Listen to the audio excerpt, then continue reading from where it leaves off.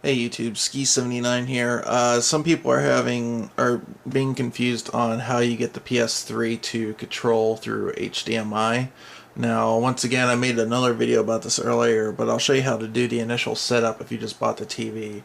But if you have an older model PS3, one of the big ones and not the smaller, slim down version, and the smaller ones started at 160 gigabytes, or 120, and now they're at 160. And there's also a 250, which I have, and then a 320 that comes with the Move. Those are the models, and they've got the new PS3 logo on the top of them. That's the best way you can tell instead of that Spider-Man font. So if you have an older one, unfortunately, you won't be able to do this, but with the newer ones, you can. So let's show you how to do it real quick. Grab PS3 controller, and you want to turn your TV on and turn it on to whatever HDMI you've got your system set up to. Yeah, you should already know this, but you do have to have it hooked up to an HDMI cable to be able to do this. So,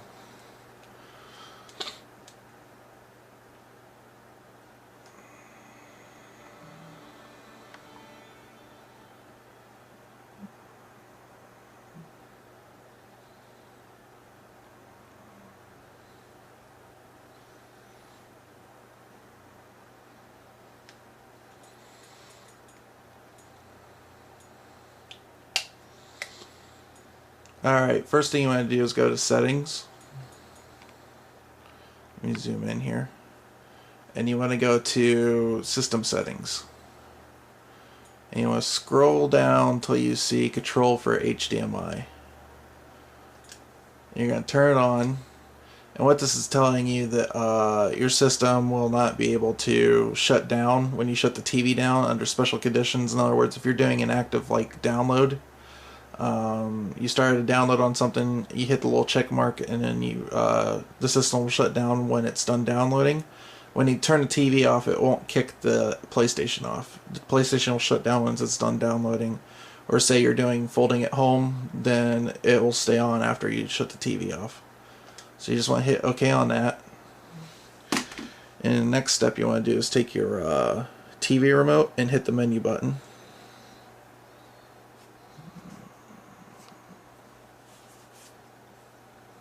If it works.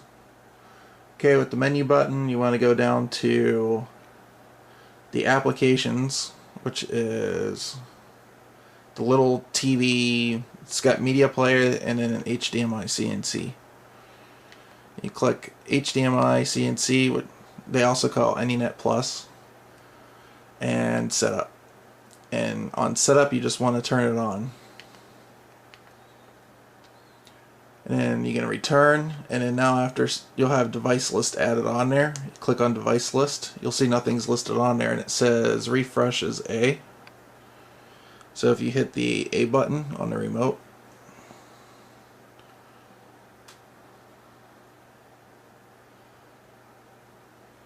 now it updated the device list.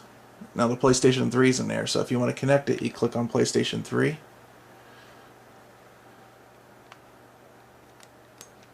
And there we go, see? Just using the remote. You can see the little blinking light on the TV. And so what this will do is, say you shut the TV off, like, here's the PlayStation. Shut the TV off. This PlayStation starts to shut down.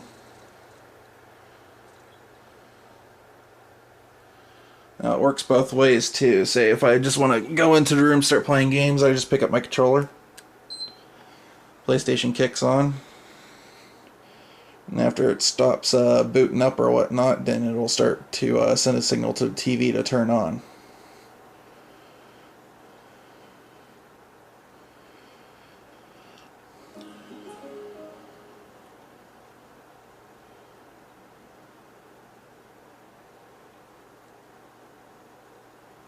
And there's your PlayStation.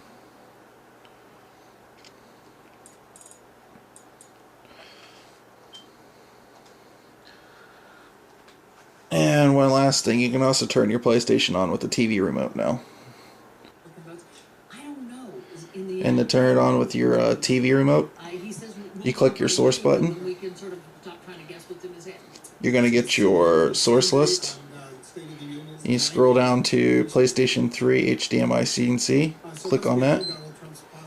You'll hear the system click on, and it'll reconnect and then automatically switch over to HDMI.